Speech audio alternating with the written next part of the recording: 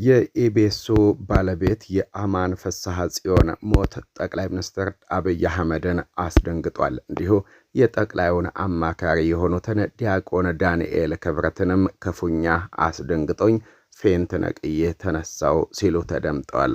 ታዲያ የኢቢኤስ ባለቤት የሆኑት አማን ፍስሐ ጽዮን በምን ምክንያት ሞቶ? የኢቢኤስ ባለቤት የሆኑት አማን ፍስሐ ጽዮን ዜግነታቸው ምንድነው? ትውልዳቸውስ ወዴት ነው ስንል እኛም ከኢቢኤስ የቴሌቪዥን ጣቢያ ወዳጆች እንዲሁ ደግሞ ሰራተኞች አዳዲስ መረጃዎችን ይዘንላችሁ መጥተናል።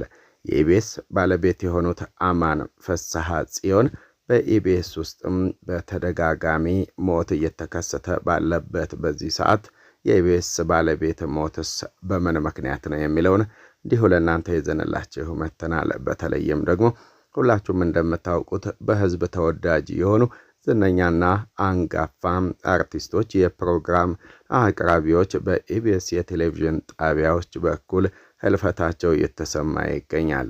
እና አስፋው መሸሻ እነ ነጻነትን የመሳሰሉ እንዲሁ ደግሞ ካሜራማኖችም በኢቢኤስ የቴሌቪዥን ጣቢያዎች በኩል ህይወታቸው ማለፉ የሚዘነጋ አይደለም። ታዲያ አሁን ደግሞ የኢቢኤስ ዋናና የኢቢኤስ መስራች የሆኑት አማን ፍስሐ ጽዮን ሞት ደግሞ ብዙዎችን አስደንግጧል። ሁሉም ኢትዮጵያዊ የደነገጡበት ጠቅላይ ሚኒስትር አብይ አህመድም በከፍተኛ ሐዘን ውስጥ በመሆንም ምላሽ ሰጥተውበታል። እሺ ጋይስ እንዴት ናችሁ? እንግዲህ የኢቢኤሱ ዋና ወይም ደግሞ የኢቢኤስ ባለቤት የሆነው አማን ፍስሐ ጽዮን ካለፈ በኋላ ስለ አማን ፍስሐ ጽዮን አዳዲስ መረጃዎች እየወጡ ይገኛሉ።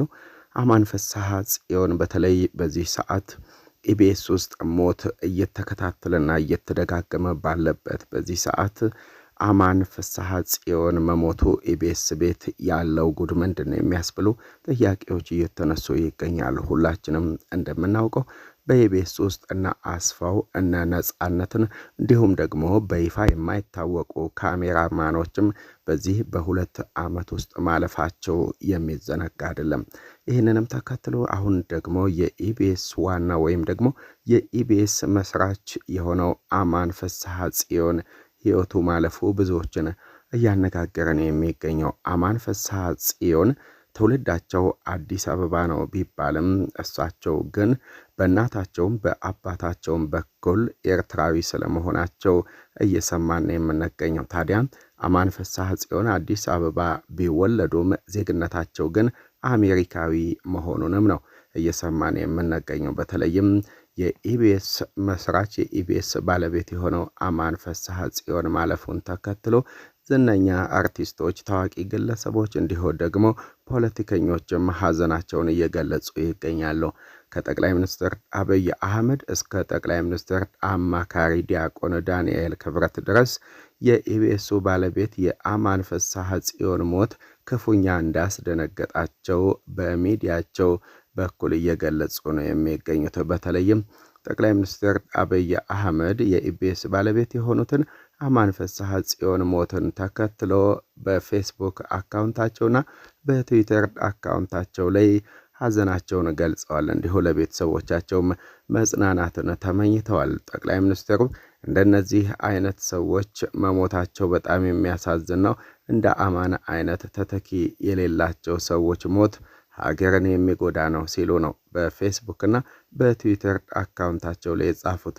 እንዲሁ ደግሞ የዲያቆን ዳንኤል ክብረት ወይም ደግሞ የጠቅላይ ሚኒስትር አብይ አህመድ አማካሪ የሆኑት ዲያቆን ዳንኤል ክብረትም በበኩላቸው የኢቢኤስ ባለቤት የአማን ፍስሐ ጽዮን ሞት ክፉኛ እንዳስደነገጣቸውና ለተወሰነ ሰዓታት ሁሉ ፌንት እንደነቀሉ፣ ታዲያ ይህንንም ተከትሎ አንዳንድ ሰዎች ባይሞቱ በሚል ሐዘናቸውን በፌስቡክ አካውንታቸው በኩል ገልጸዋል። የኢቢኤስ ቴሌቪዥን ባለቤት የሆኑት የአማን ፍስሐ ጽዮን ሞት በብዙሃኑ ዘንድ ከፍተኛ ንቅናቄ፣ ከፍተኛ መነጋገርን አስነስቷል። በተለይ ደግሞ በኢቢኤስ ቤት ውስጥ ሞት እየተደጋገመ ይገኛል። ኢቢኤስ ቤት ውስጥ እየተከታተለ የሚገኘው ሞት በመላው ኢትዮጵያውያን ዘንድ ተወዳጅ የሆኑ አርቲስቶች፣ ተወዳጅ የሆኑ የፕሮግራም አዘጋጆች ህልፈትን ተከትሎ አሁን ላይ ደግሞ የኢቢኤሱ ባለቤትን ህልፈትም ተከትሎ ህዝቡ በከፍተኛ ሁኔታ በድንጋጤ ውስጥ እንደሚገኝና ጥያቄዎችን እያነሳ ይገኛል። ኢቢኤስ ቤት ውስጥ የተከሰተው ምንድነው? እና አስፋው መሸሻን የነጻነትን ሞት ሳንቋቋም አሁን ደግሞ ባለቤቱ አማን ፍስሐ ጽዮን ለኢትዮጵያ ብዙ ውለታን የዋለ ከዚህ በኋላም ለኢትዮጵያ ብዙ መስራት የሚችል አንጋፋ ሰው ሞትም ህዝቡን ክፉኛ አስደንግጦታል። ታዲያ ይህ ሞት በተለይ ደግሞ ኢቢኤስ ቤት እየተከሰተ የሚገኘው እየተደጋገመ የሚገኘው ሞትም በብዙሃኑ ዘንድ ፍርሃትን የፈጠረ ሆኖ ተገኝቷል። እንግዲህ ከፕሮግራም አቅራቢዎች እስከ ባለቤት ድረስ ማረፋቸው ጥያቄን እያስነሳ ነው የሚገኘው። ሞት በየቦታው ያለ በሁላችንም ትከሻ ላይ አዝለነው የምንንቀሳቀሰው ቢሆንም ግን አንድ ቦታ ላይ መደጋገሙና በአንድ ቦታ ላይ ታዋቂና ዝነኛ አንጋፋ በህዝብ ዘንድ ተቀባይነት ያላቸው ግለሰቦች ከአንድ ቤት ውስጥ ተደጋግሞ መሞት በአንድ ዓመት ውስጥም 2 እና 3 ሰው መሞት በህዝቡ በኩል ጥርጣሬን እየፈጠረ ነው የሚገኘው። ታዲያ እንግዲህ የኢቢኤስ ባለቤት የሆኑት የአማን ፍስሐ ጽዮን ሞት ብዙሃኑን አስደንግጧል። ምክንያቱም እኚህ ሰው ኢቢኤስን በተለይ በኢትዮጵያ የቴሌቪዥን ኢንዱስትሪ ውስጥ ከ18 ዓመት በላይ በኢቢኤስ የቴሌቪዥን ጣቢያ ተወዳጅነትን በማትረፍ ኢትዮጵያን ይጠቅማሉ ብለው በሚሏቸው ፕሮግራሞች ላይ ሲሳተፉ እንዲሁ ደግሞ የመጀመሪያው የኢቢኤስ የቴሌቪዥን ጣቢያ መስራች ናቸው። ታዲያ የአማን ፍስሐ ጽዮን ሞት ደግሞ በብዙሃኑ ዘንድ ድንጋጤን ያስከሰተ ነው። ይህ ሞትም በድንገት የተከሰተ ስለመሆኑ ነው እየተሰማ የሚገኘው። የኢቢኤሱ ባለቤት አማን ፍስሐ ጽዮን ሞታቸው በድንገት መሆኑንም ነው የውስጥ ምንጮቻችን ሾክ ያሉልን። ታዲያ በአዲስ አበባ ከተማ የተወለዱት የኢቢኤስ ባለቤት አማን ፍስሐ ጽዮን ትውልዳቸው አዲስ አበባ ቢሆንም በእናታቸውና በአባታቸው ኤርትራዊ መሆናቸውን እንዲሁ ሰምተናል።